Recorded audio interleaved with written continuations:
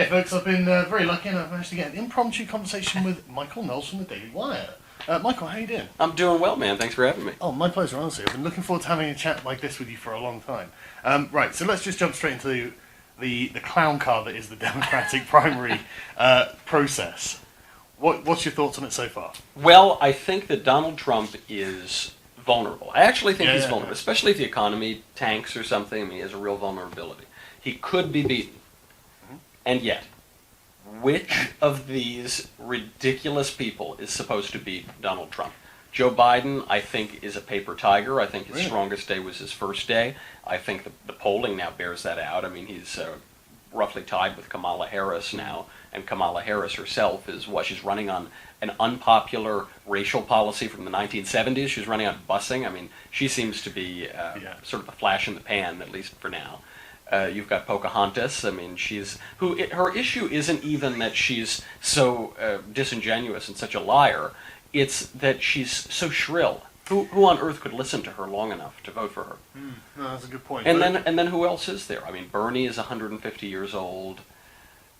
That's kind of it. Right? Buttigieg, I mean, he's the mayor of a small town. He's apparently not even doing a good job there. Yeah, and what I find interesting is after Darth Clinton sort of decided not to, run again against the God Emperor. But there's you can see the power vacuum there, and you can there's so many contenders, and there's nobody in the party that seems to be a uniting force. Right. And so anyone that gets picked, I get the feeling there's going to be a large resentful group, whoever it is, that say, oh, well, it should have been our guy, and therefore they're going to be constantly needling them. They're not going to unify and get behind them. Well, the same could have been said in 2016. I mean, there was a whole contingent of conservatives who were never Trump. They just felt he was either a Democrat or he was too absurd or he was unqualified or whatever. And so I felt there's no way the Republican could win because you'd have this contingent that just hated his guts. And then we eked it out. I mean, we were running against the least popular human being on the face of the earth. And this time, no matter how much they say Trump is unpopular, he's doing pretty well. His approval ratings are about the same as Obama's. I mean, the economy is going gangbusters. There's peace abroad, relatively. There's not a whole lot to complain about. Whereas people had hated Hillary since the 80s or the early 90s. Well, yeah, I mean, she's got a really long history of screwing people over. That's right. I mean, don't get me wrong, Donald Trump does as well, but not politically. Right. Because he wasn't a politician, so it was always, one of those things. But what I found really interesting about all this is that Trump, the optics, despite the media storm that's been surrounding him the whole time, I really feel that this has got it must have some kind of shelf life, because, like you say, his polling's actually really quite good. Yeah, right. For a man who's had 90% negative press coverage for the last 3 or 4 years, just non-stop. And, I mean, and when we say negative, that's downplaying just how bad. I mean, this is Satan himself who has come. And when we say 90, we're downplaying. I mean, certain figures put it at 92 or 93% negative press coverage on the major networks, which is what most people are watching. Yeah, but he's so clever with the optics of what he's managing to get out there, like the walk into North Korea. Yep. That was historic. It was brilliant, and even, I mean, this just happened a couple days ago, or yesterday, I suppose, the 4th of July parade. Yes. So he does this military parade, flags and tanks, and somehow he gets his opponents to protest the flag. Somehow he says, we've never had tanks in America. We had it at FDR's inauguration, we had it at JFK's, we had it at Eisenhower's. And so Trump does this. But there was a study that came out in 2011, I think it was, out of Harvard, which showed that if you go to a 4th of July parade as a kid, you are statistically more likely to vote Republican as an adult. And then there was another study that came out a couple years later, I forget who put it out, which showed that even a single exposure to the American flag makes you more likely to be a conservative. I mean, it's like you're being exposed to a disease or something. Yeah. And so I think Trump, on a gut level, understands this. Oh, yeah. And that's what Make America Great Again is all about. It's what the 4th of July parade is all about. It's what standing up for your flag is. It's just, if you show people the symbol of the country, they will feel a perhaps long dormant affection and loyalty for the country. I think there's also the sort of inclusive spirit of it. It's like, because there is something like, we're Americans. It's very much an inclusive sort of philosophy, and when it's being presented with great confidence, and you're at a giant festival and everyone else is there, and you've got fireworks going off and everything's fun and everyone's having a good time, you are naturally going to feel like this is a good thing, right? Because honestly, it is. But yeah, it was genuinely genius and it was it wasn't even a big parade, really, was it? It wasn't like a giant thing. As far as parades with tanks, it was relatively modest. Yeah, but that's the thing. But it got the Democrats attacking the concept of the U.S. itself on its birthday. Right. Like, I mean, what are you doing? Even beyond the elected Democrats, you had Nike, so corporate America, a good American company, coming out against a Revolutionary War flag, the Betsy Ross flag, because apparently they made Colin Kaepernick their CEO. I thought he was a pitchman, but they made him like he's calling the shots now. And so they are now saying the flag is offensive. And I said this, when they in the NFL started protesting the flag, I said they're protesting America. The flag is a symbol of the country, so they're protesting the country. They said, no, we're only protesting police brutality. We're only protesting whatever. And now we know that that's a lie. I mean, were they protesting police brutality in 1776? No. British brutality? I don't know. I mean, you guys have to answer for that. You didn't even have police then. That's right. The police were quite a modern invention, really. So it's you certainly couldn't even. It really is the concept of America as a nation that they are against. That's right. But this is like, I think this has been a seed that's been gestating within the Democrats for quite some time, and it's finally finding its full bloom with the communist revolution that's taking over that party. And I'm not even joking when I say that. It's genuinely quite worrying how socialism and communism are genuinely becoming. They're the cool, edgy thing that the left-wing kids are doing. It was amazing. I went about 2 weeks ago. There was a rally for the Revolutionary Communist Party, which is this kind of bizarre cult. And I mean, it's any day of the week that you walk around LA. Yeah. But they had this rally, and I'm listening to them and all of their crazy ideological points. And if you really get down to the essence of their points, it's not all that different from what Democratic candidates for president are saying. I mean, even if you've just read the Green New Deal, you're talking about a $93 trillion program that would remove your political liberty. It would basically appoint a committee to make virtually every legislative decision for you. It would outlaw your car. It would outlaw your airplanes. It would outlaw your cow. It would outlaw your home. You'd have to. Every building in America would have to be knocked down and rebuilt within 10 years, which will be very difficult because it also outlaws 93% of American energy. Man, that's an ambitious plan. That is actually taking over the means of production and distribution. That is communism. Right? Yeah, and there were allusions in there to racial justice and things like this. And exactly the way you like, I've talked to a few left wingers about the Green New Deal.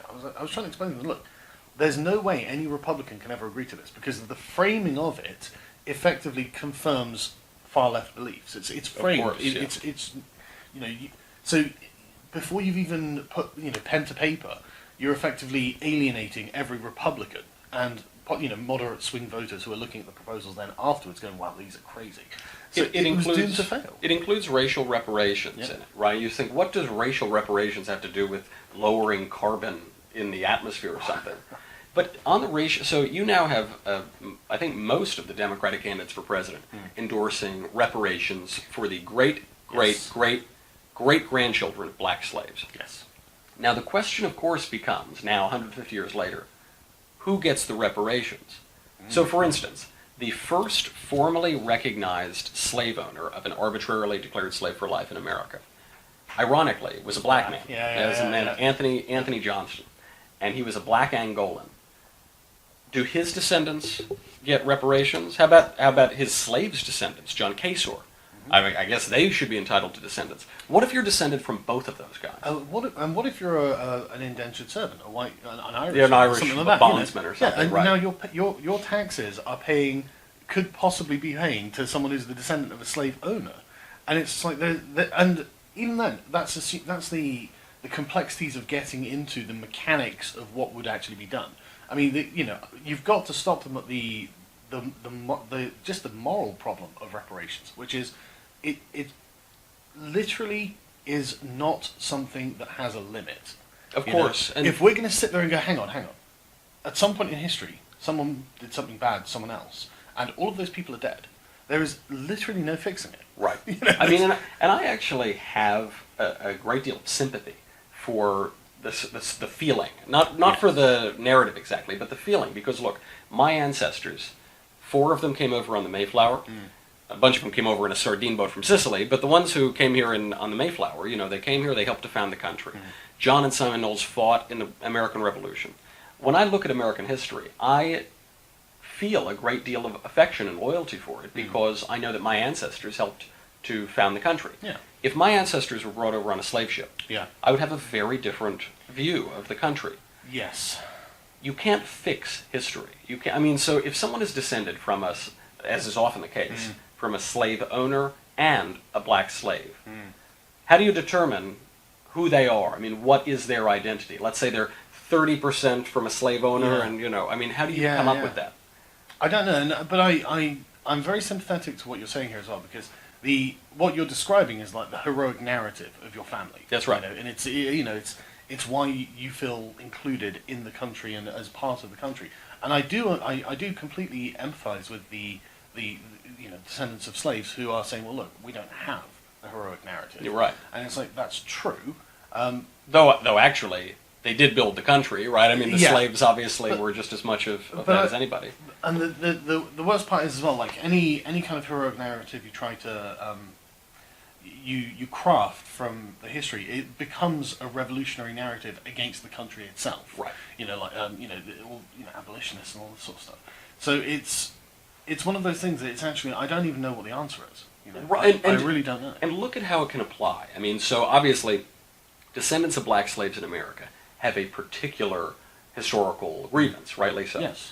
Now, black immigrants, say from Africa or something, Well, yes. they don't have an historical grievance, though the culture that was created by the legacy of slavery does, I guess, pertain to them. But what about any other group? I mean, to a perhaps lesser degree or a more limited degree, the Irish had it tough. Yep. The Jews had it tough. The natives? The natives had it real tough. Yeah, right. I mean, The natives owned slaves, though. The natives owned the 5 civilized tribes owned slaves at roughly the same rate as their neighboring whites. That complicates the reparations narrative. does. And the largest lynching in American history was against my own people, the Sicilians, in 1891. But that was justified. It was just, that's right, yeah. If they had met me, they would know. Yeah, that's right. No, but that's the thing. I do understand why people would have a grievance, but there is no untangling the historical mess that we inherited to become us. There's no fixing it. There's no repairing it. It's something we just have to accept that history was a bad place. And the thing is as well, it's so asinine to sit there and say, oh, we're morally superior to them. Of course we are. We've had 300 years of moral development, that they weren't privy to. And by the way, I mean, I think the premise that these people have is that we who were born 5 minutes ago, we're perfect, we're unimpeachable. Yeah. But those old bad people in the bad times, they're the bad. Yeah. What are people going to say about us in 200 years? I tell you what, meat eating will be the great sin. That's right. It will. I'm sure of it. We'll have abortion on demand, but you're not allowed to eat turkey. Yes. That's going to be. I know they'll look at us as barbarians. Yeah, barbarians, battery farming, slaughtering animals. They'll say this is horrific. Meat should be. It'll probably be never eaten, but lab grown or something like this. Right. And they'll be in a position of privilege, so they can say no. Those were bad people, morally deficient. And as for me, if I'm still around, I mean, they'll cure death by then. We'll be all living to 800 years old. But I will continue to make the argument that meat is obviously morally justified because the most delicious meats are the most tortured. That seems to be for a purpose. Foie gras, veal. I mean, it seems quite clear to me. Even It's self-evident. It's self-evident. It's a self-evident truth. Yeah. No, I completely agree. Right. So, getting back to the Democrats, then. Yes. I find it very interesting. The second debate was very much more interesting than the first, I found, because that was where the crazy started to really sort of bug its eyes out. There were so many things, like the Spanish, speaking Spanish. It was just like, what are you doing? Like, this is insane. Like, I was trying to explain it to a chap I know in England, and I was saying, look, right, there is a serious concern about mass immigration from Spanish-speaking areas. How dare you? And You bigot, you monster. Yeah, well, I mean, it's true, and that, and it is a displacement of culture. It really is something that, it affects the tone and tenor of American life. Right. It is something that people on the sort of border areas are genuinely concerned about, and sure. If you live in somewhere else you're not bothered about, or if you live in a very sequestered area like this, right, you don't care because they're all they're doing is mopping the floors and whatnot.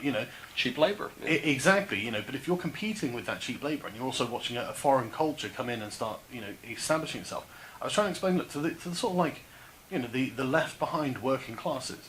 This is as if politicians in my country had started at their leadership debates started speaking in Arabic. That's right. You'd be like, what the hell are you doing? You need to speak English in an English-speaking country. And Boris Johnson actually recently, today in fact, was saying, well, no, these people should all speak English as a first language. Yes, they should. This is one of the trappings of American-style freedom. I mean, we love freedom. We want to be free as can be. Yeah. And this can be self-undermining. So now, the American flag, according to Nike and the left, is a hate symbol. You're not allowed to have the American flag. And they say that it's exclusive to speak English. So it's exclusionary. You should be able to speak whatever language you want. And obviously they're just pandering for votes. Of course. But there's very little in America right now that unites us. We don't go to the same churches. Really, we never did. Yeah. But we don't go to church generally. We don't watch the same TV shows, we don't watch the same movies, we don't read the same books when we do read books. We have very little binding us, basically except for the English language. And the left is trying to undermine that as well. If you're fleeing some awful place, El Salvador, Honduras, and you come here, wouldn't you want to assimilate? I mean, you're coming to a new place, and yet I see these pro-immigration or illegal immigration rallies. They're waving a Mexican flag. Yes. You can go there. You can right across the board. It's easier to go that way than it is to go this way. And legally, you should. That's right. So no, you're absolutely right, and it's a peculiar statement, isn't it? Because it seems to come from a position of cultural inferiority. As in we feel that you are better than us, You're right, and therefore we've got to make our stamp. No, we're Mexican. It's like, well, look, we didn't invade your country. You've come to us. at least not in the last 150 years. Well, historical grievances aside, That's again, right. we're sorry we won, okay? Yeah, right. Because that's all this is. That's all this is. It's like, the great game of empire that was played throughout history, the English-speaking peoples came out as the winners. And it's like, well, I'm sorry. And it's not, people have this idea, this is the new Democrat line, that's not who we are. We don't have tanks. We don't have parades. That's not who we are. You've got thousands of tanks gathering dust in the desert. Yeah. Right. Yeah, sorry, And we have, one of our earliest flags, this is probably the earliest known American flag, is this arm holding a sword, and it says, Vince aut morire, conquer or die. Yeah. This was flown in the French and Indian War. This was likely flown at Lexington and Concord during the American Revolution. Right, yeah. And this isn't just true of the English-speaking peoples or of America. This is true of every life. This is true of every civilization. And so they say this is stolen land. We stole it from the natives. Now that narrative obviously is literally not true in many cases because of certain treaties, although sides were not held up in those treaties. But let's say that we took the land from the Comanche Indians. Should we give that land back to the Comanche, or should we give that land back to the Apache, from whom the Comanche stole the land?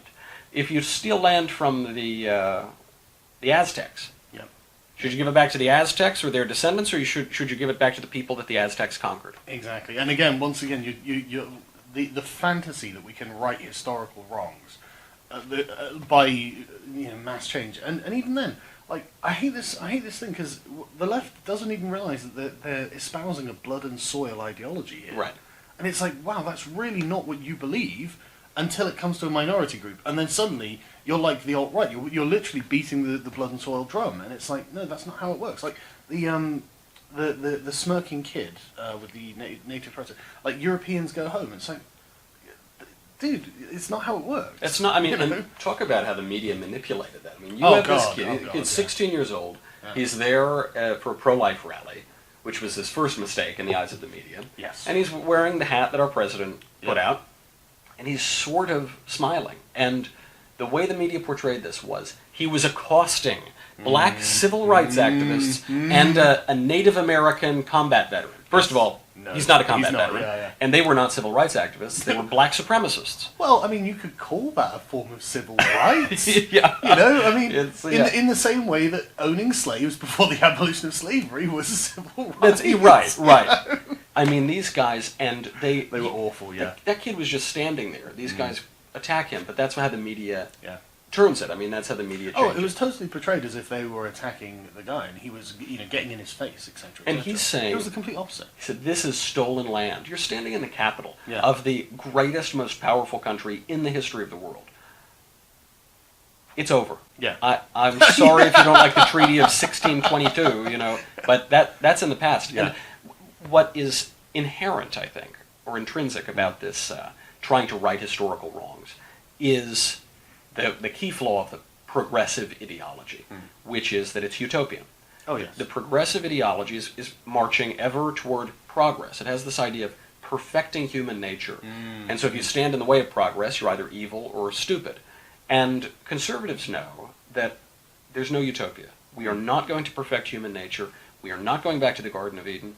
We are fundamentally imperfect, necessarily imperfect. Yes. And so when you try to right historical wrongs, not only is that you can't go to the past, you also can't do it because we're not perfect here. We're not going to be perfect tomorrow. We're not going to be perfect in 100 years.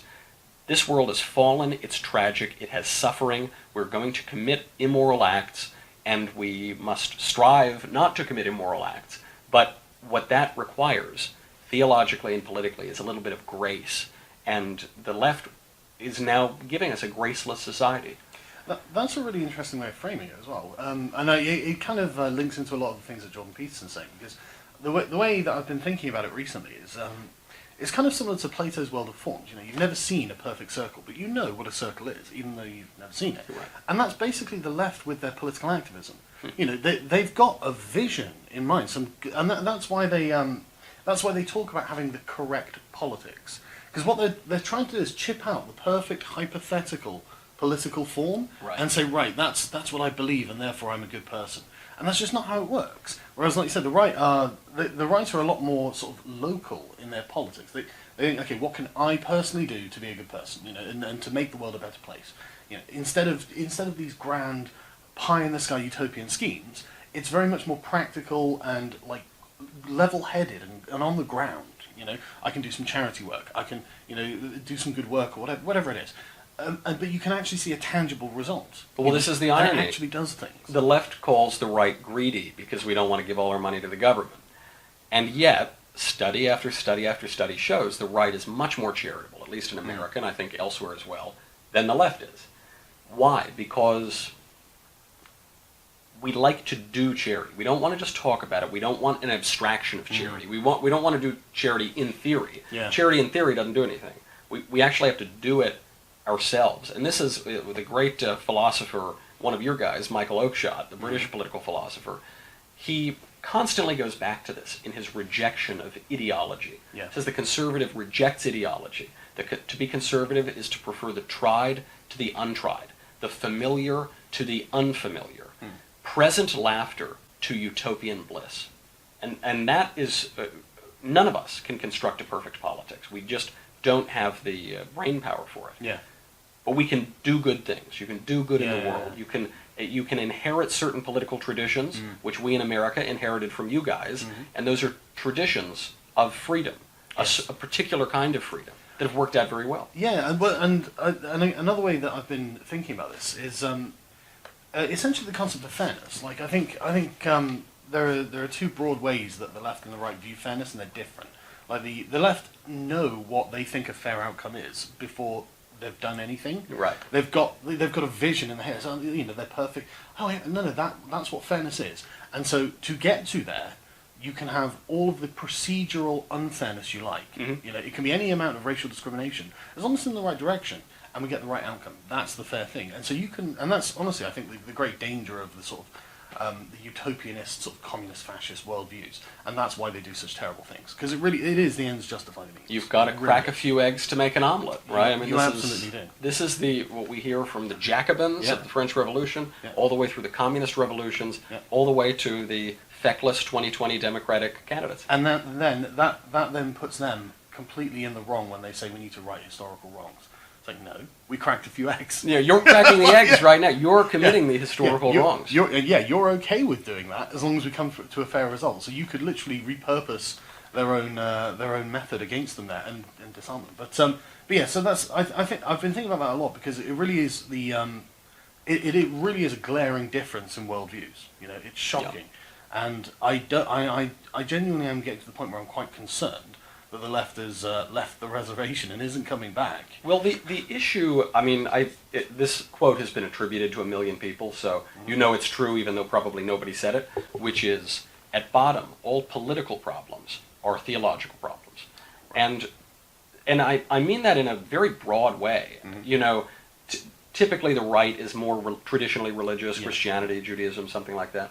But the left, in its secularism, now has a religion. I mean, global warming actually meets every criterion of a religion, right? Or of a cult, at least. It's unfalsifiable. It has original sin in pollution. It has redemption in recycling. It even sells indulgences in the form of carbon tax credits. It's a totalizing ideology, and that's why they're willing to crack eggs to bring about redemption. I mean, they think they're saving the world. Something I find very interesting is their reaction to nuclear power as well. Because nuclear power is just an obviously good thing. It's incredibly efficient. It's clean. It's the safest, the cleanest. It's very productive. And so you would just say, well, this is the sensible person's solution to the. And you know, I totally agree with them. I don't want to pollute the planet. You know, I don't want to pump gas into the atmosphere and all this sort of stuff. You know, you're right. Let's choose a sensible alternative. And it's not. You know, it's not solar panels or wind power because there are genuine, they're not very effective means of generating power.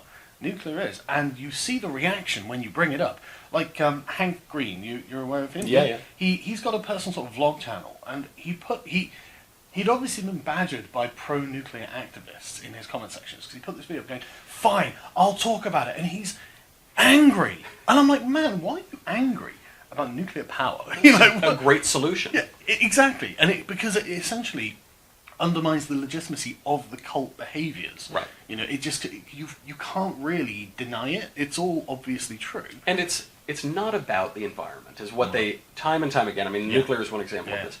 They told us in the 70s it was global cooling. We were headed for a new ice age, and this wasn't just popular press. This was scientists telling us this. Then it was global warming, and then the Earth stopped warming, and then it became climate change, which is unfalsifiable. Which is inevitable. Which is inevitable. Climate will change. No one suggests that it can't change. It can't not change. Right. You know? And so you have, for instance, this Paris Climate Agreement that we had a few years ago. The U.S. pulls out of the Paris Climate Agreement. We're told this is going to destroy the world. Then, fast forward 2 years, the United States is leading the world in reducing carbon emissions. We produced many, many fewer carbon emissions, and yet signatories to the Paris Climate Accord, the European Union, Canada, China, all dramatically increase their carbon emissions. But it doesn't matter what you're actually doing. What matters is you surrender some of your national sovereignty, you surrender your individual liberty, whatever, to this ideology of climate change. I mean, then they told us, they said if we pull out, it'll end the world. Then we pull out, and they say, actually, the Paris Climate Agreement, it'll only reduce global temperatures by a fraction of a degree in 50 or 100 years.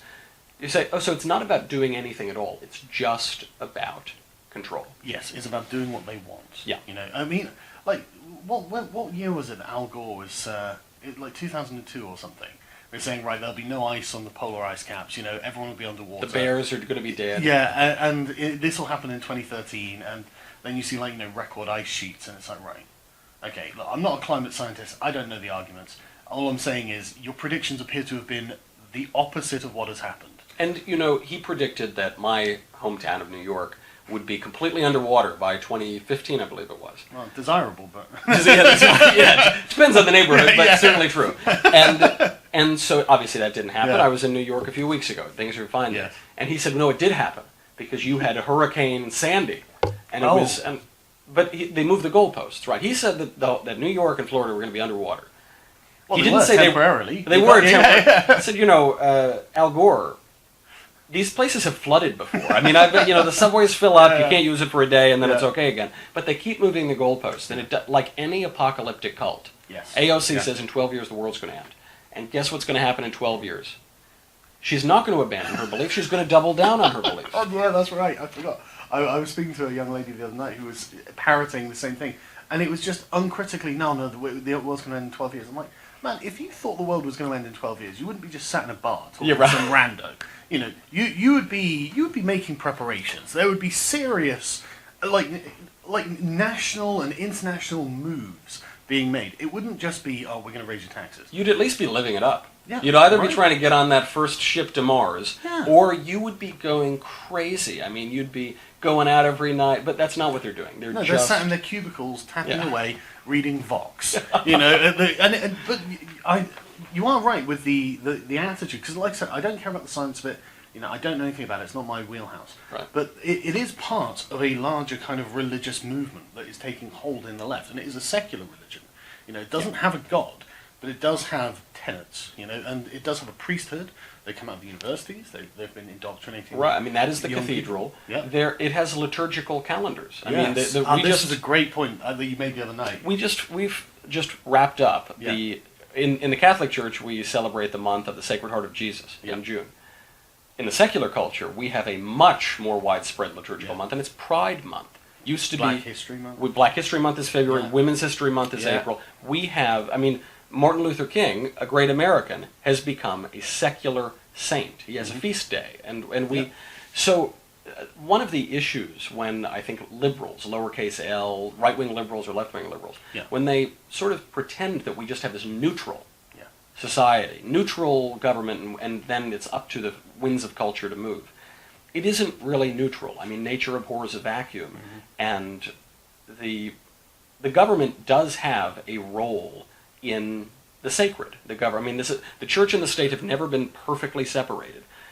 Certainly not in your country. No, absolutely not. And so now we have the sort of secular virtues. They're tolerance, inclusivity. Yeah. We have deans at colleges, deans of tolerance and inclusivity and diversity.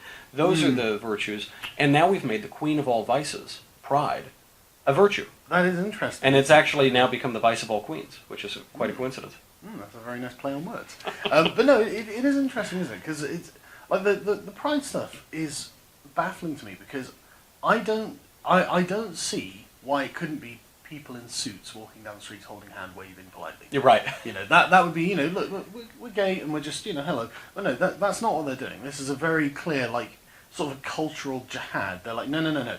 This is now kink pride. That I'm gonna have 3 guys in ball gags walking on leashes down the street as these children are waving these flags. Like, it's like, I'm a father, so I'm just watching this thinking, right, I would never take my children to this. This is disgusting. It's how you know, it's not really about sex or even homosexuality. I mean, I always thought if you're going to pick one of the deadly sins, have Gay Wrath Month. I mean, that'll be more interesting. Gay Envy Month or gluttony. Oh, God. But could you imagine the parades? But no, I don't want to even think about it. In your country, they showed us that it's not about sex, because Budweiser came out. They said it's Pride Month. All of corporate America loves Pride Month. Yeah. And they issued a new cup for asexuals, people who are not into sex. Proud. And what on earth does that... I mean, that's like the opposite of what Pride Month used to be. And now there's pride for being fat. There's pride for being skinny. And pride is... Stay strong, brother. Stay strong, yeah. I'm proud. I'm here. Yeah. I'm not going anywhere. We're not going back into the gym. I mean, that issue, it shows you it's actually about pride itself. I mean, and what is pride? Pride is the excessive love of one's own excellence, or the delusion of one's own excellence. And pride makes you miserable. I mean, if you are really... I've known many narcissists because I live in LA and I work in politics, so it's like an occupational hazard. And the thing about narcissists is they're never happy. They're miserable because, a man wrapped up in himself makes a very small package indeed. So when you're in a culture that is worshiping the self, you're going to be miserable, and I think we see the symptoms of that. I mean, Yeah. at a large level, we have Yeah. skyrocketing rates of depression, anxiety, stress, suicidality. Suicidality, particularly among teens, is up 70% in the last 2 years. It's amazing, isn't it? Because I mean, like, I can't imagine just walking along and saying, right, I am great for being me because I am me. Like that. That strikes me as the sort of deeply unhappy person that wants to do that and needs to do that. You know, I'm too busy living my life and actually doing things that I think are important. Why would and again, it comes from the complete opposite end of the spectrum to, I guess, the right wing worldview. That is, things are demonstrated through action. Mm-hmm. You are the thing. Right. So go and do that thing, and other people recognise that you are that thing. If you've got to come out with big placards and tell me that you're that thing, that means I can't see it.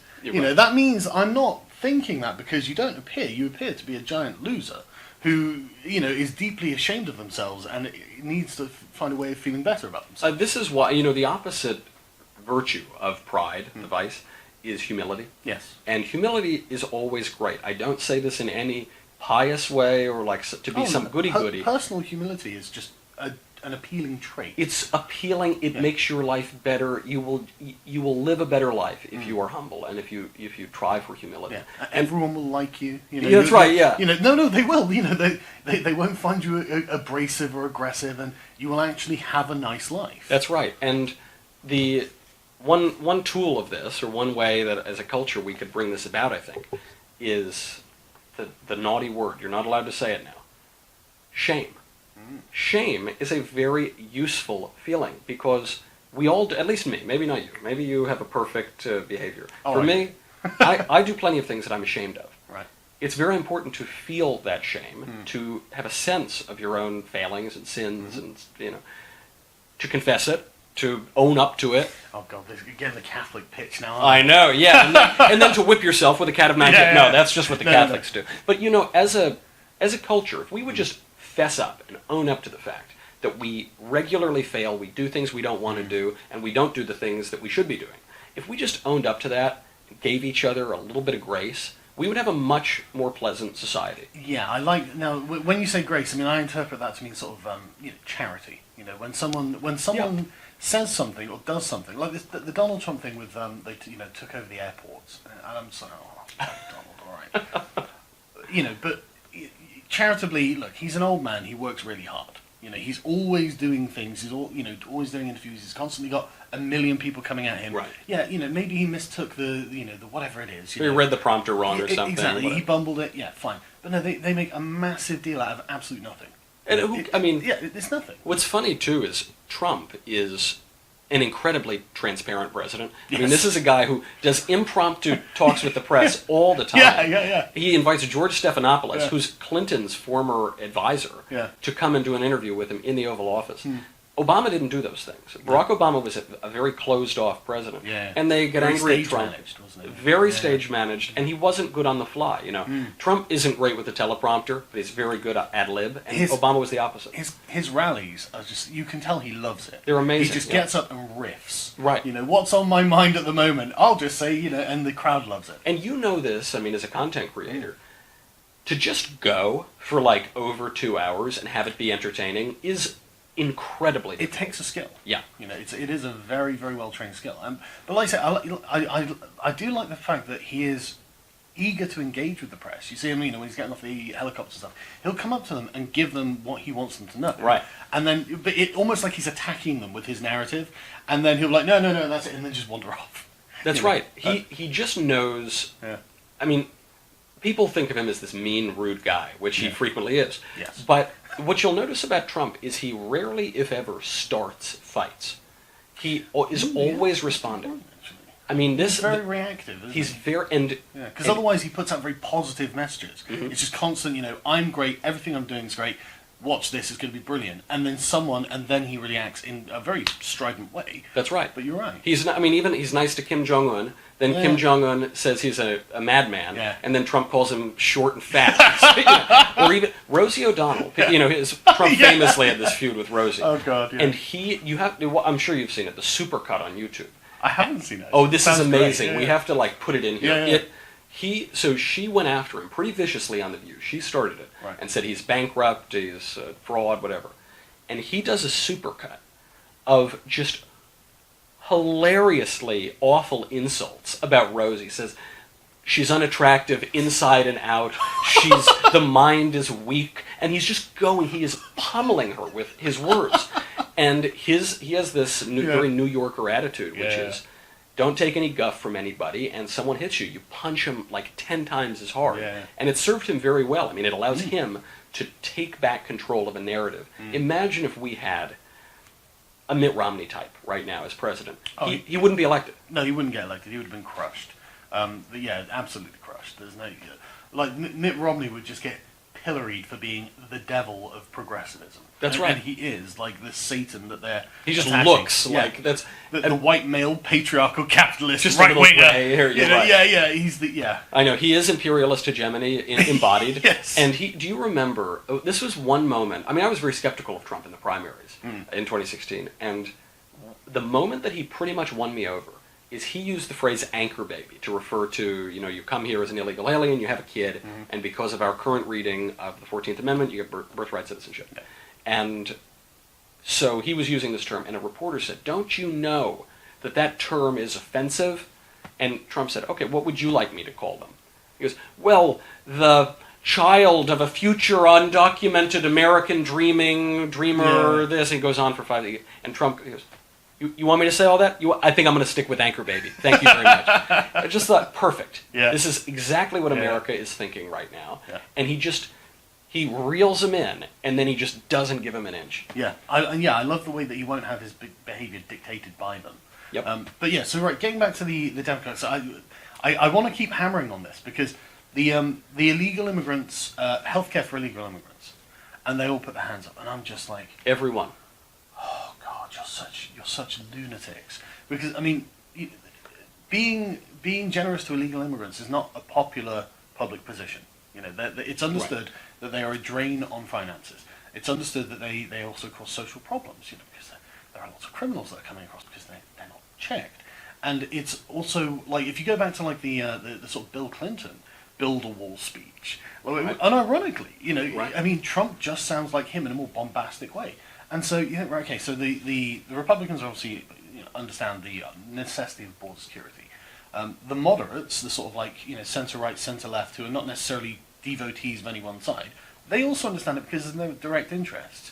And they've got the radical fringe of the Democratic Party that is actually dominating their entire platform now. Yeah. And it's crazy. I'll give you an example. The immigration one is a great example. But on the question of abortion, according to one recent poll, 94% of Americans believe there should be some restrictions on abortion. A certain day or whatever. 94%. That's really useful, actually. It's the 6% of absolute lunatics who are like, no, abortion's mandatory. And the trouble is, basically that entire 6% is currently running for president in the Democratic Party. I mean, every single candidate says there will be no restrictions on abortion. That is a radical and extreme position that the vast majority of America opposes. Yes. But they hold it. Same thing with illegal immigration. I mean, forget the free health care paid for by yours truly.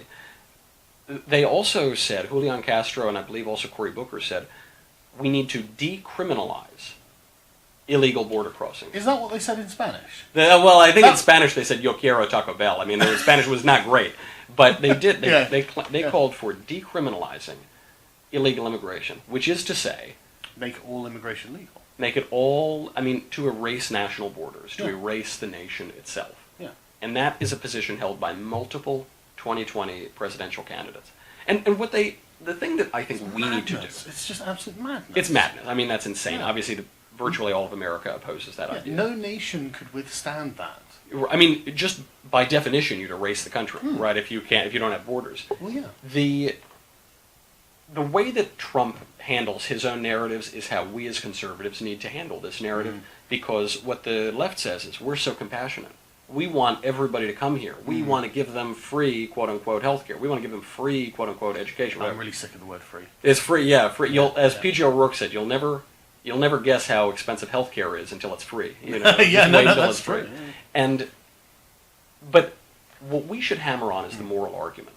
First of all, there's nothing democratic about having a few lawyers in Washington overturn our immigration laws, which were enacted through our self-government. There's nothing democratic or Republican about that. Yeah.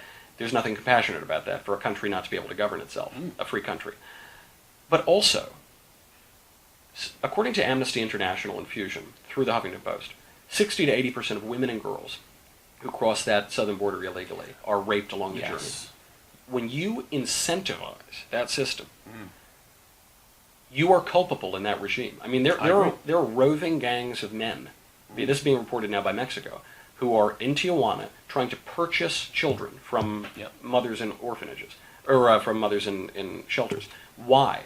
Because in the United States, we're told you can't separate parents from their children, but you can't keep them together because you can't put them in jail, so you have to just let them go. It's a de facto amnesty. And so guess what happens when you incentivize that behavior? You get more family units, even if it's just a young male economic migrant who bought a child for $350 and dragged him across the border to do God knows what. I mean, God knows what happens to that kid after they cross. It's one of those things that is probably best not thought about too hard. Right. And just do what Trump's doing and just get the border closed. Yeah. And that's... and this is the thing, it's like everything the Democrats are doing is set up to absolutely incentivize this. So they're saying, look, if you can get your children here, they're like, oh, we want paths to citizenship. It's like, no, illegal aliens should be sent home. Right. That's just the end of that conversation. But no, we're going to give them path to citizenship, free healthcare. We're going to speak to them in their native language. We're going to give them preferential treatment over the native working people of America. Right. Like the most provocative sign I saw, like the other day, was blacks before illegals, and I'm like, whew, that's I totally support it. Well, if the left wants to engage in racial politics, they ought to be very careful, because who does unfettered, low-skill, illegal immigration hurt the most, demographically speaking, is poorest, minority groups. Exactly, yeah. I mean, groups. So it's not compassionate in the slightest. It's compassionate to people who don't even live in the country. Right. It's like, why? What's wrong with you? You know why, though? I mean, part of it is there's this woke ideology, which I think is a lot of it, but also, Ronald Reagan said Hispanics are Republicans, they just don't know it yet, and I think that was wishful thinking, because all of the data that we have show that illegal aliens and their children and their grandchildren overwhelmingly identify with Democrats, and this does not change.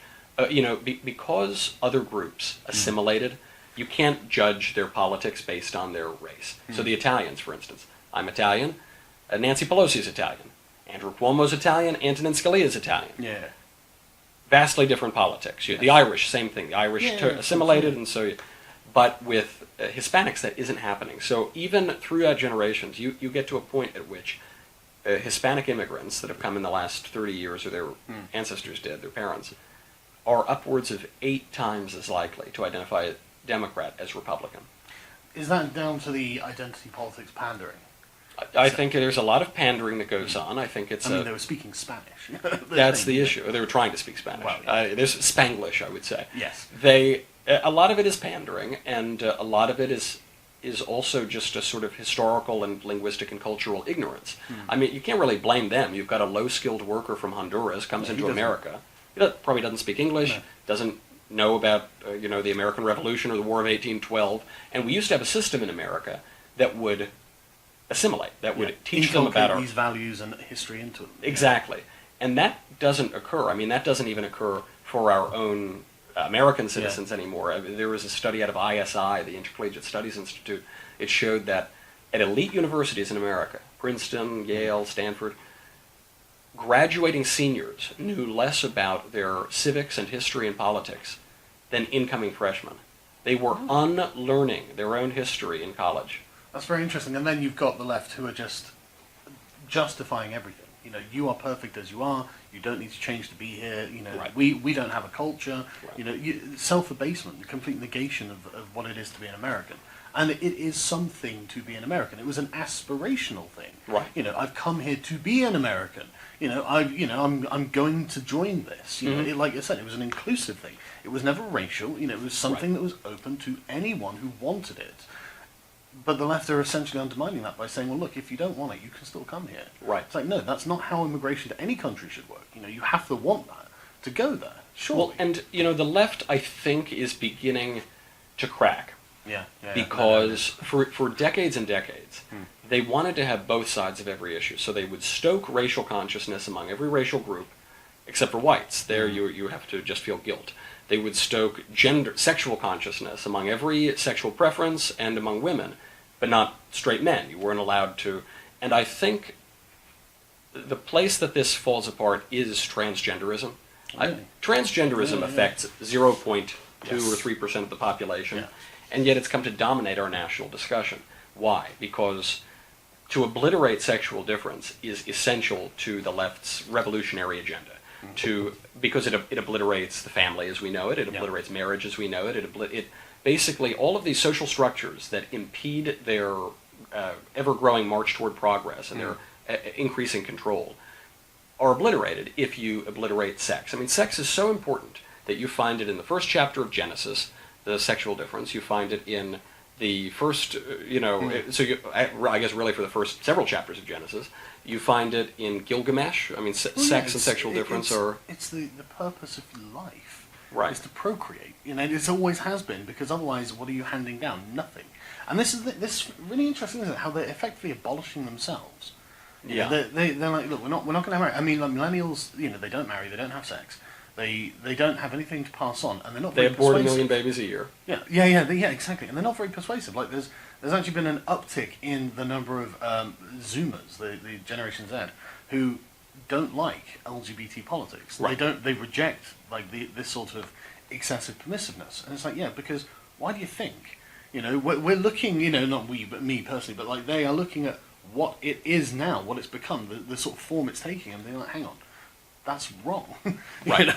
This is total degeneracy, frankly. And the thing about it is, if they had just stopped, if they said, if boys like boys and girls like girls, and we're not going to be cruel to them or something, if they had stopped there, I think the culture would be fine. But that's where I stopped. That's where you stopped, right? Because I consider myself part of the left before I got to this point. And realize how awful they are. And now you're a vicious bigot, fascist, Nazi, alt-right. Believe it or not, I actually agree with most of Hillary Clinton's social ideas in the 90s. Right. It's like abortion should be safe, legal, and rare. Yep, sensible. But I was more progressive. I thought that gay marriage should have been legalized. Right. But yeah. You guys are always like 15 years ahead of American politics in the UK. Oh, no. In the left in the UK is about a year behind the American left. Really? Oh yeah, you can see it coming down the pipeline, and you can gosh. tell that it's because of the sort of cultural diffusion where it's being brewed in America's academies, and then it seeps over, and it sounds weird and like tin-eared to the English because it's always very extreme. Right. It's always very radical, and Britain is not a radical or extreme place. It's Right. a very moderate, and as soon as someone starts getting extreme, the public generally pull away from them. Right. Just on principle, they're like, no, that sounds a bit extreme. I'm not going to do that. And so, like for example, a BBC interviewer was interviewing Anne Widdecombe the other day, and literally accused her of having white privilege. And to the average person in England, that means nothing. Yeah. They do not know anything about this, and essentially, it looks like she's attacking Anne Widdecombe for her race. Mm-hmm. Right. A BBC presenter, the bastion of neutrality. It's wild. But sorry, sorry. No, well, this is that extremism, that radicalism is what you see. I think people can get behind sort of progressive sexual views or whatever. You can't tell people that a man is a woman. You can't, because we know, you can't tell people not to believe their lying eyes. And when we see, there was that video of trans women are women, Michael. They're women. I know. Saying, Well, if they're women, why do you have to use that separate phrase, trans? I don't know. Why are we making any kind of distinction here? You saw that video of that giant man who was a transvestite, and he's screaming at some store clerk, and he said, "It's ma'am. It's ma'am. I'm a woman." And he said, "Manifestly, you are not a woman." Yeah, a woman doesn't need to say that. Yeah, well, right. Right. No woman walks into a store and says, "It's ma'am, I'm a woman," because everyone can see it. Well, of course. You look like a rugby player. This issue of transgenderism, the ideology of it, not the condition that affects very few people. Yeah, not gender dysphoria. Not gender dysphoria, but the ideology of transgenderism. It is undoing so much of what the left has been building.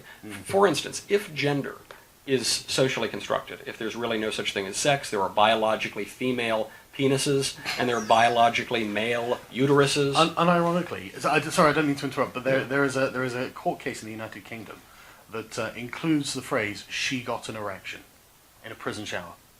And it's just like, listen, look, I'm very tolerant of differences, but there are some things where you've just gone too far. That's it. A real. I don't even know what I'm picturing right now, but I don't like it. Whatever I'm picturing, I don't like. She got a very right.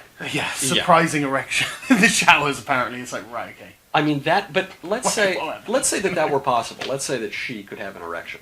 God. What you've done, if you accept that premise, is you've gotten rid of homosexuality.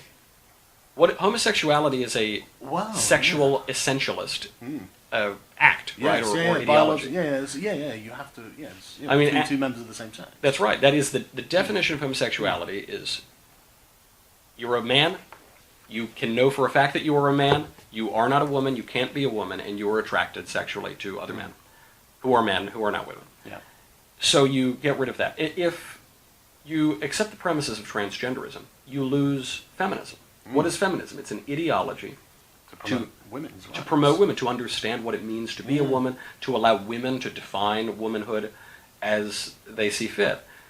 When you accept transgenderism, then all of a sudden you have men defining womanhood, what it means to be a woman. It's amazing. And what's so funny about it is the patriarchy wins again. The patriarchy, we always win. I mean, it's like the house. Feminism, it gave us a bunch of casual sex too, and somehow that was empowering to women. Another, the patriarchy, coming up again. Yep. That, look, I'm from New York. We have a lot of drag bars in New York. Yeah. A lot of crazy parades and stuff. So the thing, only the left could make transvestites uninteresting and boring. I mean, that's an amazing thing. But when you go and see a transvestite walking the streets of New York, the thing you notice is they're not dressed like women.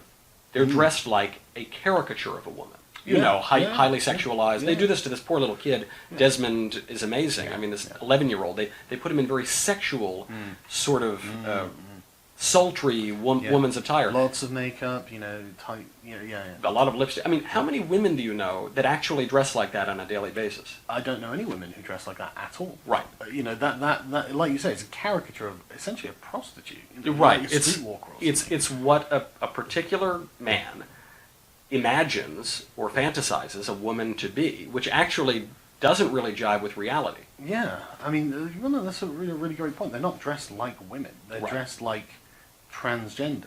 I mean, when Caitlyn Jenner, formerly Bruce, when he was on the cover of Vanity Fair, after his some surgeries at least, was he wearing a sort of sensible romper, and going out to the store? No, he was like a pinup girl. He was wearing an outfit from the '60s, very buxom, very revealing. Yeah, like a Playboy model. Right. Like that's the ideal of womanhood. Yeah. Yeah. It's actually legitimately interesting how they view women, isn't it? Because you could consider that to be quite derogatory, really. Of course. If it wasn't being done with sincerity, you'd say this is a parody, and it's actually insulting. Right. If I were to put that on, and let's say I were doing a sketch or something, they'd say how offensive, how sexist. Crowder does the same thing, because at the same time that we have Caitlyn Jenner with his breasts, sort of heaved out, breasts, and her erection. At the same time that we're seeing that, we're seeing Lena Dunham say, "Women should not be sexy. I'm going to desexualize even the naked body." Oh God, I wish she wouldn't take pictures of herself. That's fortunately I've never seen Girls, but it just pops up in the culture. Yeah, it comes through my timeline on Facebook, right. and then I've seen Lena Dunham naked from behind. And yeah. Okay. Thanks, Lena. I feel like there's been some kind of Me Too moment here now. That's right. Maybe you have a good case. yeah, absolutely. But yeah, so what else came out of the Democrats? There was one more thing though. Trump, his foreign policy has been remarkably decent, and I don't know how much of this is him bumbling into the most fortuitous and advantageous result of every foreign policy conflict he comes into. Right. And that it's a pattern that is just too coincidence. It's not just a coincidence. This must be something he's doing on purpose. So you've got like the Syria strike on the airfield. That was actually a stroke of genius, because once it silenced all of his critics, and he didn't do anything particularly. There was no particular trouble. Right. It was just a quick jab to the nose. There's a bit of damage on the runway. The Hawks have been satisfied. The left had to shut up because what's happened that's bad, Right. and the issue's kind of smoothed over. Then you've got the North Korea thing. Trump's just giving him hell on Twitter, and now he's walking across the border. Right. And then you've got the Iran thing. It's like, right, okay, there's been attack. Right, a drone's been shot down, and Trump comes out and says, you know what, I heard there was going to be 150 deaths, so I called it off. I didn't think it was proportionate. That makes him look like a humanitarian. Right. That makes him look like, a strong, capable leader, because he's about to do something, but then he's like, you know what, it's not worth it. Human life is more important. That's amazing. He also has an incredibly healthy foreign policy team around him. Right. In so much as he has hawks like John Bolton. Yeah. And then really probably the majority of his supporters are doves. They Yeah. don't want to be involved in Yeah. foreign where he campaigned basically on no more wars in the Middle East. Unlike Hillary Clinton. Unlike Hillary, never saw countries she didn't want to invade. Yeah, yeah. And the two issues, the Korea issue and the Iran issue, are quite related, it seems to me. Iran has been trying to provoke us into some sort of war. So they're blowing up oil ships. Yeah. They shot down our $130 million drone. Meanwhile, Barack Obama is sending pallets of cash to Iran. So I don't know, it's like insult to injury. And so you have this stage. And so what were they doing? Why were they being so provocative? Most likely it was to cause chaos at the G20, right? To basically make them the center of attention at the G20 and force the United States back into some version of the Iran deal and force the United States to keep giving waivers to Europe to cooperate with Iran. This was Mike Duran's idea in Mosaic Magazine. And so this would have been the centerpiece of the G20. So what does Trump do? He's in Korea, and he just sends a tweet, and he says, if you want to meet, Kim, I'm around.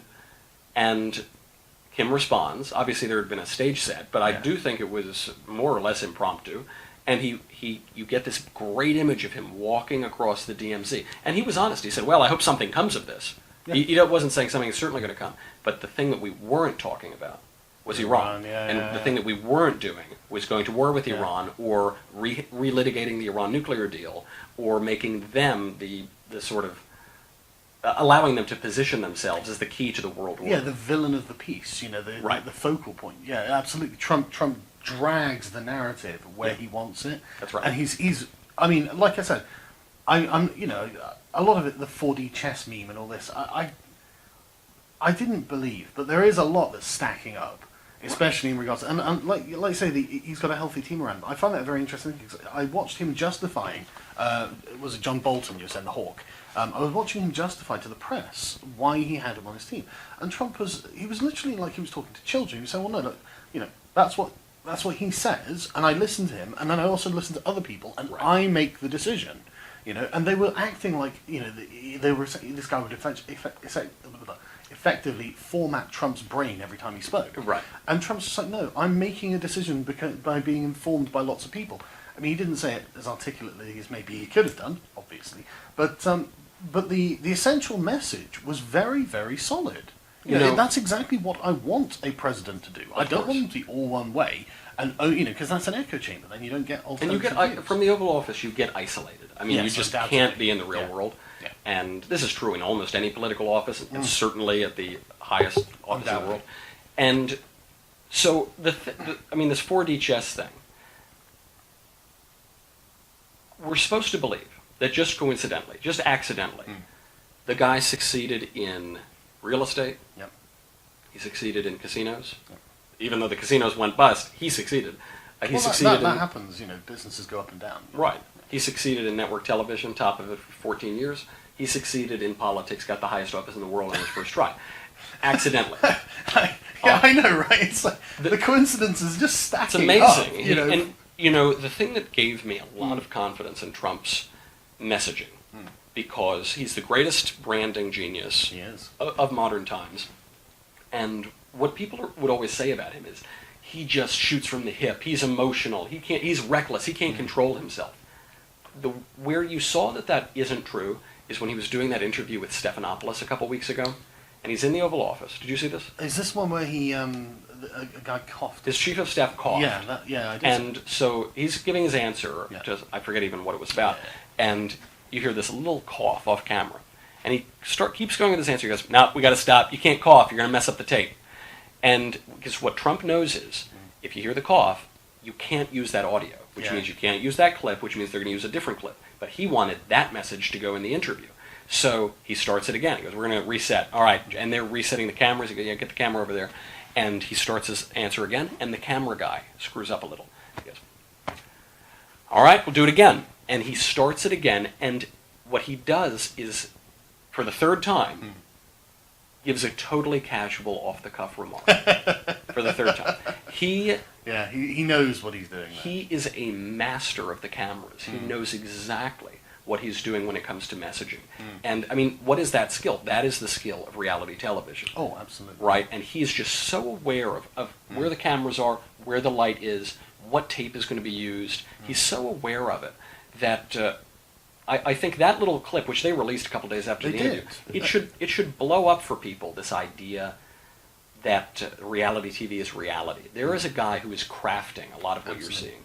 What I found really interesting is the left-wing reaction to that bit, though. That's how I know about this, because I follow a bunch of left-wing commentators, and they all talked about this as if this was evidence that Donald Trump was some evil villain who was oppressing everyone around him. Because he was, come on, that we're shooting to the chap. Right. And the chap who had done it was, he was also, oh, God, damn, Yeah. I've screwed up there. And it's, and it's an understood thing. That's not Trump, demolishing the guy. Right. That's just Trump being a leader. It's normal. You would expect that in that kind of setting. And yet they were treating it like Donald Trump, this is proof that he's, a monster who's enslaving the people around him. What is wrong with you? No, it's proof that he knows what a film set is. Yeah, I mean, you could be filming anything, and if there's a sound, you have to stop. You have to reset. It's a business. He's doing a job. Right. And this person also knows this. Right. It's expected. But yeah, one thing I find really interesting is the sensible decisions Trump makes, because it's so easy to attack him on the way he speaks or the silly things that he says about airports and stuff like this. The factual inaccuracies and a lot of things he says. But that's not really the problem, because Trump isn't actually he's not the machine. He's just the person telling the machine where to go and what to do. So he's just the decision maker at the top. Right. He's not doing anything that requires any technical knowledge or anything of the sort. So any of these sort of criticisms of his, level of expertise in certain things, they're kind of irrelevant. They fall by the wayside. The question is, whose interests is he working in? And it's unbelievably obvious that he is pro-America. Right. That is his entire brand. It's his entire message. But all of his decisions fall in line with this messaging. So it's very consistent. So he is the bumbling avatar of Americana, the giant orange dick who straddles the world and goes, no, we're America first. But the actions are all in line with that message. Right. And so really, I don't have anything to complain about. All I would be able to do is nitpick silly things like the left does. But otherwise, even through the negative media coverage, it still comes out kind of shiny. Donald Trump still is winning. And there's no getting around it. Presidents can't do very much. Yeah. I mean, it's the most powerful office in the world, but you can't do everything. Hugely constrained, obviously. Hugely constrained. I mean, by design. Right. And so Reagan basically woke up every day. Yeah. And what he wanted to do was cut taxes and win the Cold War. Yeah. Sensible goal. Sensible goals. George W. Bush woke up every day, wanted to win the war on terror, win the war in Iraq. Idiot. That was his focus, right? Yeah. Yeah. And President Trump, I think his raison d'etre in the Oval Office is to restore American greatness. Yes. To make America great again. And what does really that mean? that. It means getting your allies to pay what they're supposed to pay in NATO. It means, actually, in so much as they're doing that, as they're increasing their defense budgets, rebuilding those countries again so that they're not just relying on Big Daddy America. It means renegotiating trade deals. I mean, China is cheating left and right on WTO treaties, they're subsidizing their steel and aluminum. Yeah, and the very fact that they're essentially enslaving people. They enslave people. Right. We can't work to those standards. They steal our IP, they put spyware in it. So, Google is in bed with them. We'll come into Silicon Valley in a minute. Right, right. I mean, he's seeing all this around the world. He's seeing that the economy under Barack Obama was just dreadful. Yeah. He's seeing that there's a national malaise, to use Jimmy Carter's word, that people don't feel proud of America. American pride or American fidelity or affection is way down right now, and especially among young people. Yeah. And I think what he is doing is, in every action, he's just trying to build that up again. Yes. And where he can do it in immigration policy, he'll do it. Where he can do it in foreign policy, he'll do it. Where he can do it economically, which is really his strength, he'll do it. Yeah. That's a very simple message, and it's very difficult to oppose that unless you're a radical leftist. Well, yes, and this is the thing. Like, he just keeps having these successes, and at the end of it, like, people are going. I mean, like, it looks to me like the left are like, look, we're going to save the world. You know, that's the messianic. We're going to save the world, and we will bleed our country dry to do it. You know, but obviously you're going to lose what you have and fail at your mission. And Trump is the polar opposite of that, isn't it? We're going to become amazing, and the world will become better by proxy. Right. Know, just that our net impact on the world from us being good will be good for the rest of the world. You know, ironically, and it's a much more sensible policy. The two most peaceful presidents that we've had in recent memory are Ronald Reagan and Donald Trump. They're the two people who they said were cowboys. They wanted to build up the military, but what they understood, both of those men, is that you achieve peace through strength. Yes. You need to have the credible threat of violence. You need to be totally prepared for war. Yep. And ironically, the more prepared you are for war, the less likely you are going to need to engage in a war. Well, weakness is provocation. Right. Weakness is invites provocation. it invites someone to see you and say, "I think I can." Right. You know, but like I say, I mean, Donald Trump's built the military quite significantly, hasn't he? Yeah. So there's no point. What are you going to do? You know, and it's not like you think, well, Donald Trump. He's not Obama. You know that Donald Trump. If it came to it, if the rubber met the road, Donald Trump's going to do it. Right. You know, he'd press the button. He would absolutely do it, and you can be sure of that. You know, compared to someone like a Bernie Sanders, who probably, like, or in my country, Jeremy Corbyn, who has just actively told the rest of the world, "Oh, we would never use our nuclear deterrent." It's like, We would never. What the hell have we got it? Right. You There's know? exactly. Like, but I mean, he wants to get rid of it. So, but, I mean, this is why it's so smart for Trump to have these different advisors around him. Yeah. It's why it's smart for Trump to say crazy things every now and Yes, again. yes. Is you could predict, like quite well, what George Bush would do in realms of foreign policy. You could predict quite well what Barack Obama would do. You actually can't predict what Trump is going to do, and that's probably his greatest foreign policy asset. Yeah.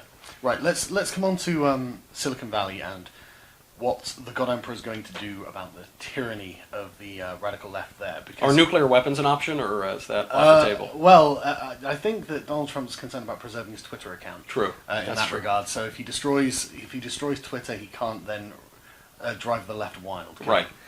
But I find it very interesting how he's very plugged into the culture war. He seems to know who the major players are on both sides, and he deliberately antagonizes the left-wing ones and supports the right-wing ones. But you know, like the taking on the White House website, putting a thing right, tell us how they've censored you. You know, this is clearly going to be a big policy platform when it comes to his proper run of 2020, and I think it's desperately important.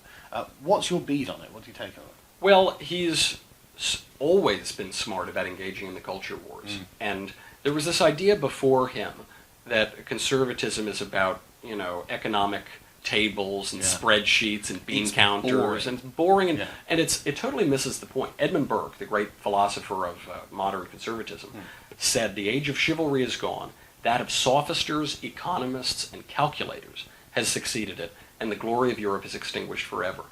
We are not a party, we are not a movement of economists and calculators. We like having them, they're helpful, but that's not what motivates us. What motivates us are ideas and culture. I mean, politics, as the patron saint of Hollywood conservatives, Andrew Breitbart, said, politics is downstream from culture. Culture is downstream from religion. The cult and culture come from the same word. If you're not talking about Colin Kaepernick kneeling for the American flag, and you're only talking about lowering marginal tax rates, no one's paying attention. No one's paying, and you're not going to lower the marginal tax rates. No. Because that is, you need to win the cultural battle first. And so I thought it was brilliant of him to stand up for the flag, and now he somehow made his opponents protest the American flag. I thought it was brilliant when Bette Midler... stop winning. You know, Bette Midler, who is actually a has-been, she tweeted out some meme about how awful Trump is. I mean, she was a singer in the 70s, right? He was in your country, he was with the Queen, and at 1:30 in the morning he tweeted out, washed-up psycho Bette Midler, you know, got the facts wrong or something. Yeah. And people say he's a maniac to do it. He's totally right to do it. Yeah. We're engaged in, you know, Trump the show. I mean, we want to keep watching the new season. We want to follow the characters. We want to follow the narrative. And if not for Donald Trump, the censorship on Twitter and other social media would already be far worse than it is. Oh yeah, and you can tell. I mean, like the Project Veritas leaks show that they're well aware of Yeah. the impact that Trump has had on social media and his followers have on social media, and they don't want that to happen again. I mean, they restrict my episodes. We put up my show on YouTube, Yeah. part of it at least, and they'll demonetize a lot, Yeah. and they'll restrict who gets to see it. Oh, yeah. Now, they did this to Prager University. I've done a number of videos for them. I did one called Control the Words, Control the Culture. Mm-hmm. It was a video about language. This is pretty dry stuff. This is not like sexy content, right? They restricted it. You can't watch it in schools. Dennis Prager did a series on the Ten Commandments. You can't watch it. I mean, Radical stuff. Yeah. If you are in a school, if you're a teenager, you're not able to watch those videos on the Ten Commandments. That's very interesting, isn't it? That is, I mean, and that started a couple of years ago. Yeah. This is. Oh, my channel gets the same. Your channel, I mean, you've been demonetized. Yeah. I know I'm being suppressed as well. I can see it in the metrics. Right. The passive daily views. If I didn't upload a video, it used to be something like 120,000. You know, Yeah. so, but now it's down to 24,000 if I don't upload a video. I mean, and you can literally see on the graph that just the day it drops off. It's like that's where they just put the thumb on the scale. I know. I was thinking, I finally get to come on your channel, and they're going Yeah, no to one's kick gonna you see off it, in man. like 5 minutes, right? Sorry. I mean, and what this is all about, on Facebook, on Twitter, on YouTube, this is all about 2020. Yes. Because Donald Trump won that election largely thanks to social media. He was better at it organically, and his strategists were better at it just from the paid advertising perspective. I've talked to people at Google about this. I mean, they had a strategy, and Hillary Clinton did not. Yeah. And, you know, when the new media came out, it allowed the conservatives, who had been basically censored for 30 years by the mainstream media and by the gatekeepers, to get our message out there. And it helped us to win the 2016 election, and they're getting a lot of phone calls at Facebook and YouTube and Twitter and Google saying, don't you dare let that happen again. And so they're just testing the waters. They deplatform Alex Jones. Yeah. This was Right. this is exactly it. Like the conservatives have got, and not just conservatives. You know, the people who are not progressives or against Liberals, centrists, moderates. anyone who opposes political correctness, they have to understand. I mean, because there have been so many left-wing channels that deal with the culture war and are not particularly politically correct. They're not actually interested in that. Who are also getting censored, Right. and they're now on Twitter going, "I can't believe I've had these videos taken down." Saying, "No, we warned you." Right. You know, this is you know, it'll come like a scythe. And it has. it's very important. You know, it's fine. I actually don't get any credit for this. We at the Daily Wire, but when they came after Alex Jones, we were vociferously going after Twitter and social media. We were vociferously defending Jones. Oh, I know. When they came after Gavin, I mean, I've had Gavin on my show a number of times. We were vociferously defending them. And so people said, but Michael, Gavin told an offensive joke one time. I said, okay, I think it's okay. You can tell a joke. But Michael, Alex Jones peddles conspiracy theories sometimes. I said, look. So what? So what? So what? And He's got the right to be wrong. He's got the right to be wrong, and they're going after Alex Jones because they know that good, fancy, respectable people, exactly. we're not going to defend That's him. not the hill to die on. I'm not defending Alex I won't. Jones. That's right. Yeah, no, you've got to. It's You've a got test. To. Yeah. Because guess who's next? It's you and me Yep. and Ben and Drew and Crowder. I mean, they're actually already going after Crowder. Unironically, Crowder is the like Alex Jones is the canary in the coal mine, but Crowder is the ram against the gates. Yeah. You know, because Yep. Crowder, like, you know, he is the most mainstream conservative. Right. You know, there is nothing controversial about his views from a conservative He is a perspective. totally Utterly orthodox. mainstream, right? And but, you know, like, and because he's a comedian, he's not, you know, he's, and so when one lispy queer can get his entire channel demonetized, Right. You know, what, nearly 4 million subscribers, you know, he would have been making hundreds of thousands a year off of this channel, and that's it.